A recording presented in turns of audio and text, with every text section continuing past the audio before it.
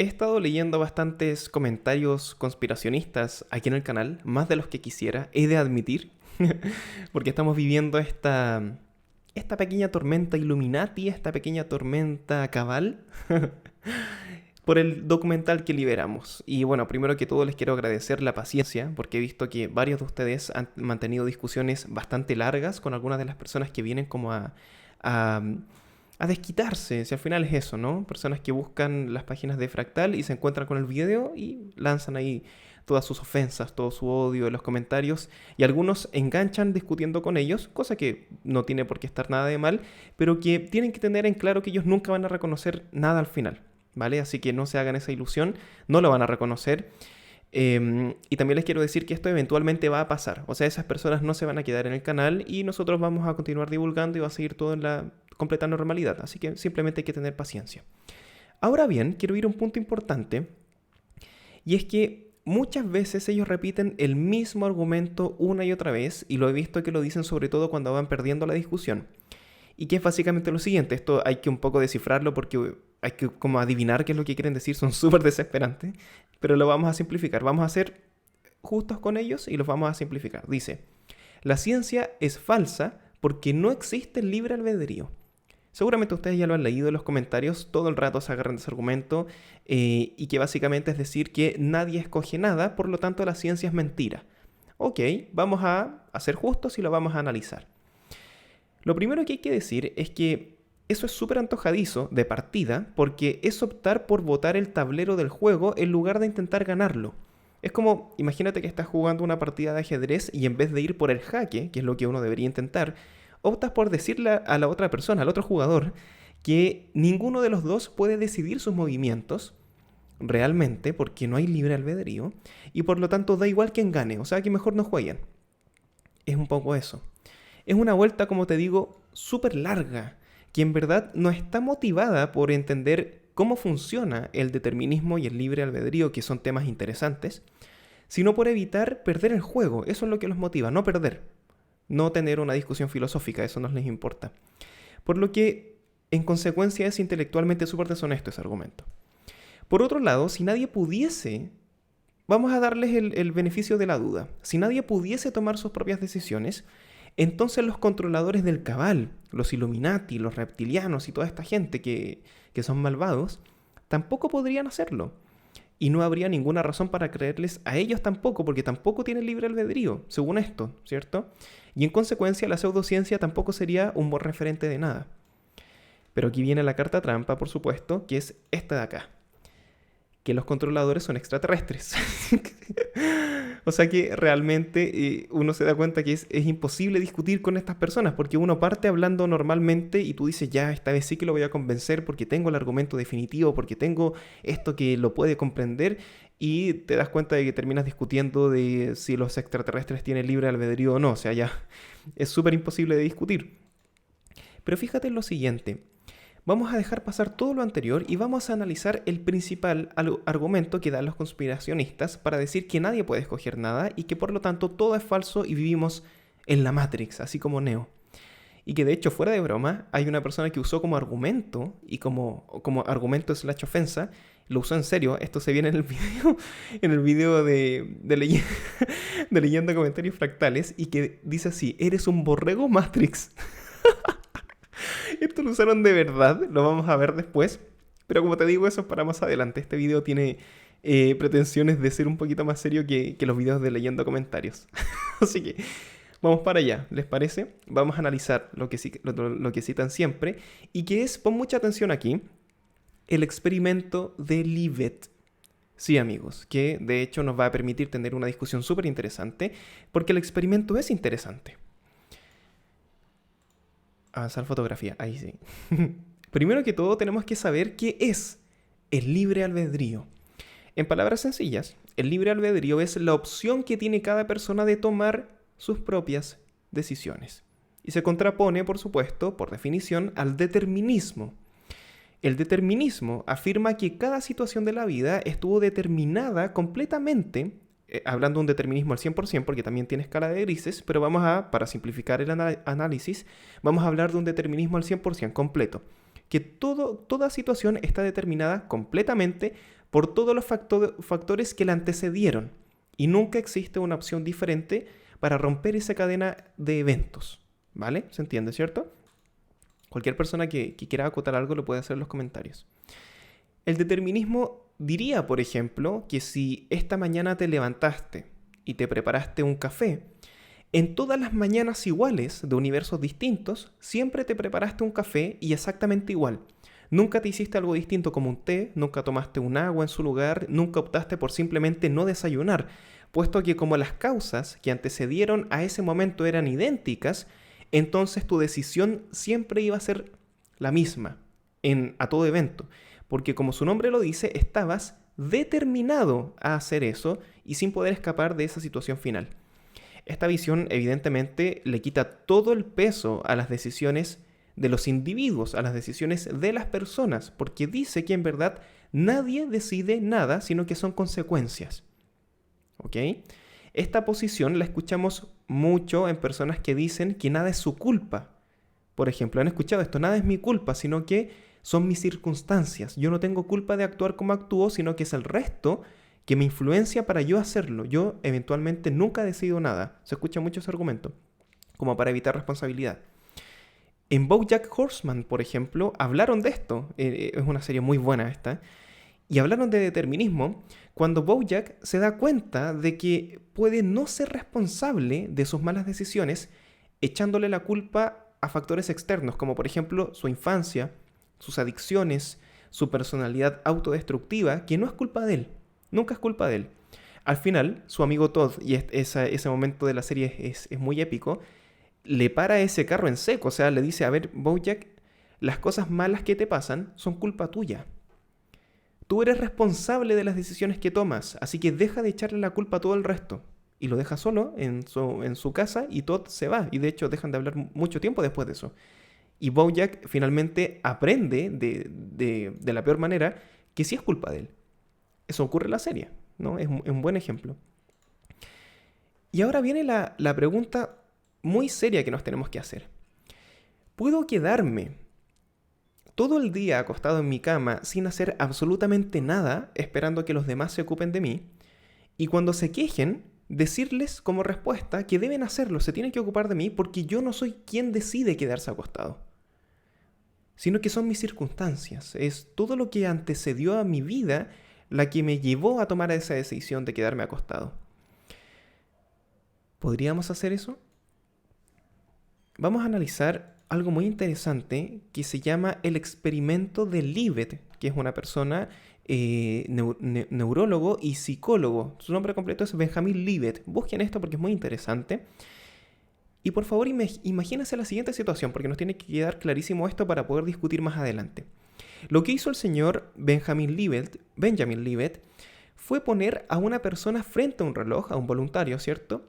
Y un botón. Esos eran los dos elementos que tenía a su disposición. La instrucción que le dio al individuo es que pulsara en cualquier momento, independiente de dónde estuviese la manecilla del reloj, el botón, pero con la condición de que se memorizara dónde estaba la manecilla al momento en que presionó el botón, como para ponerle un poquito de dificultad. La instrucción que tenía la persona era que presionara el botón en cualquier momento que él sintiese ese impulso y que no luchara contra él. O sea, estaba con la mano puesta sobre el botón y si sentía el impulso de presionarlo, lo presionará, pero sin juzgar, presionar el botón. Libet, al momento que esta persona hacía eso, estaba midiendo su actividad cerebral y también su actividad muscular, ¿no? La del brazo que presiona el botón, en todo momento. ¿Qué era lo que nosotros esperaríamos que ocurriese? ¿Cuál es nuestra hipótesis antes del experimento? En orden cronológico es lo siguiente. 1. La persona desea pulsar el botón, ¿cierto? Número 2. El cerebro de la persona inicia la actividad para ejecutar esa acción de presionar el botón. Y número 3, final, el brazo de la persona ejecuta el movimiento final, por su sistema nervioso central obviamente, que termina pulsando el botón. Eso es lo que esperaríamos que ocurriese, esa es nuestra hipótesis. Ahora lo interesante del experimento, y que abre todo el debate y toda la polémica, es que el resultado no fue ese, sino que fue el siguiente. 1, y aquí pon atención, el cerebro genera la actividad en el área relacionada con el brazo que más adelante va a pulsar el botón. Eso es lo uno. Segundo, la persona desea pulsar el botón.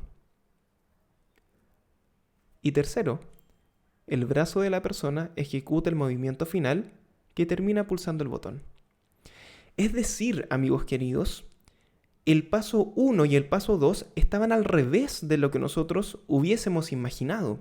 El cerebro de la persona comenzó, esto entre comillas, a preparar el movimiento, lo digo entre comillas porque esto es una conclusión muy anticipada, antes de que la persona sintiese el deseo de presionar el botón. ¿Se entiende, no? O sea, su cerebro estaba trabajando el movimiento antes de que él lo deseara. Qué locura, ¿no? Obviamente, ya se imaginarán la cantidad de conclusiones que se obtuvieron luego de estos resultados. Desde el wow, parece que nuestro cerebro es más importante de lo que pensamos, hasta el existe una conciencia superior que controla las conciencias de todo el mundo y todas las personas sin que ellas lo sepan. Las conclusiones dan para mucho. Por eso tenemos que ser bien medidos con esto y ver las cosas paso a paso. Y es divertido porque incluso el propio Libet nunca mencionó nada como una gran mente controladora, que es una de las conclusiones que sacan los conspiracionistas con respecto a este estudio, sino que su conclusión fue tan sencilla como que la capacidad consciente de los seres humanos realmente radica en abortar o no algo que tu cerebro ya decidió.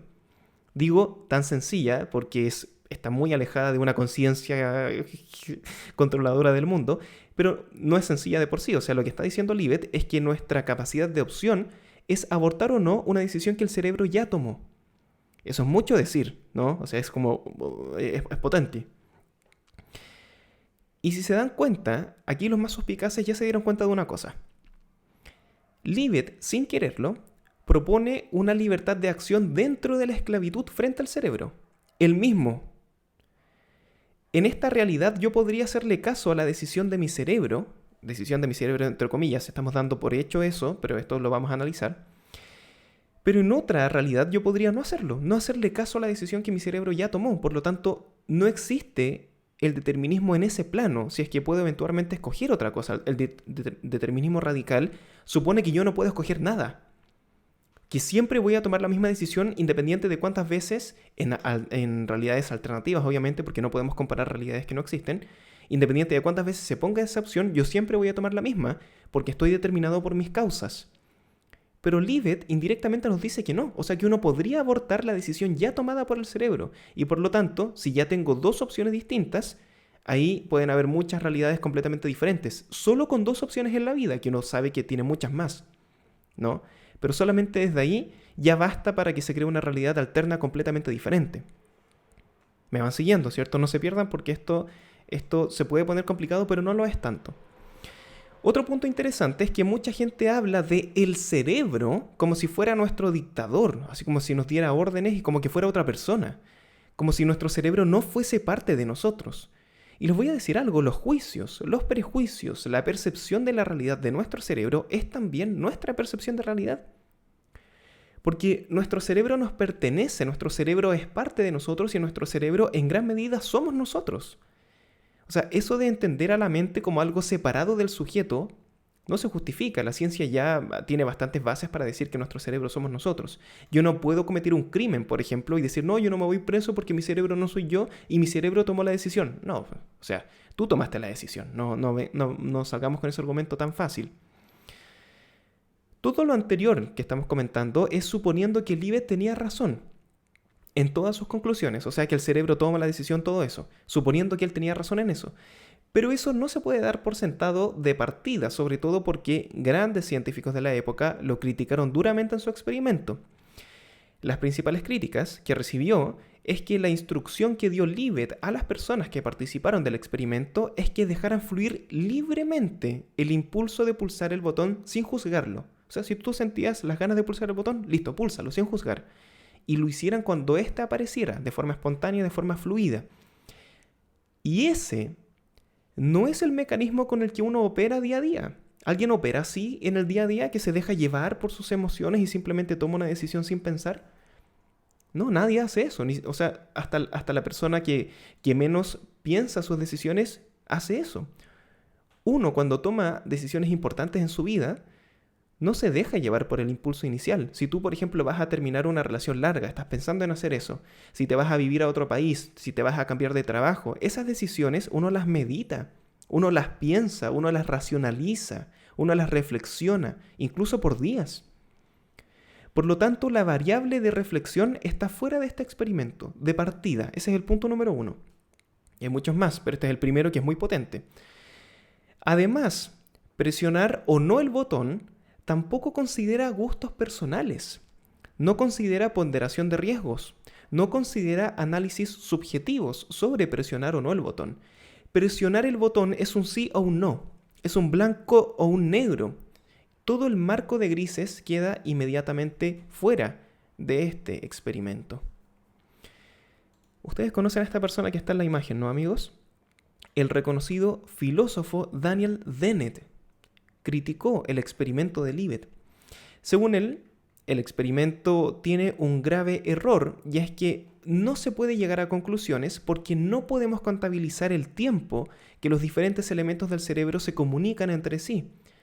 Tampoco podemos saber cuántas son el número de comunicaciones que el cerebro realiza, y tenemos que juzgar al cerebro como un todo, ¿cierto? Cuando eventualmente uno podría compartimentar y empezar a hacer un análisis un poco más específico. Libet no lo hace en su experimento. Él lo toma como un todo. Impulso eléctrico significa decisión. Él da por sentado eso. Por lo tanto, esto evidentemente imposibilita obtener cualquier conclusión. Esto es lo que nos dice el señor Daniel Dennett. Ahora bien, hay una segunda persona, perdón, no lo había puesto, ahí sí, que es el señor Francis Crick, amigos queridos, que él también tiene una crítica bastante fundamentada. Este señor fue físico, neurocientífico y biólogo molecular, o sea, las hacía todas el hombre. También criticó el experimento. Según él, los resultados de Libet son muy difíciles de interpretar. Ahí no sé si es que el señor Crick está criticando a cómo Libet registró los resultados, o si su crítica va más al hecho de que son subjetivos. Pero podemos extraer de sus palabras que coincide con el señor Daniel Dennett en que realmente se están sacando conclusiones muy grandes a partir de información que no debería dar para tales conclusiones. No sé si me explico. O sea, la conclusión es demasiado enorme para la metodología que se utilizó en el experimento. ¿Vale? Quizás la crítica más dura, porque estas críticas ya son bastante duras, pero hay otra que yo pienso subjetivamente que es la más potente, y fue la que realizaron Jeff Miller con Judy Trevena, muchachos.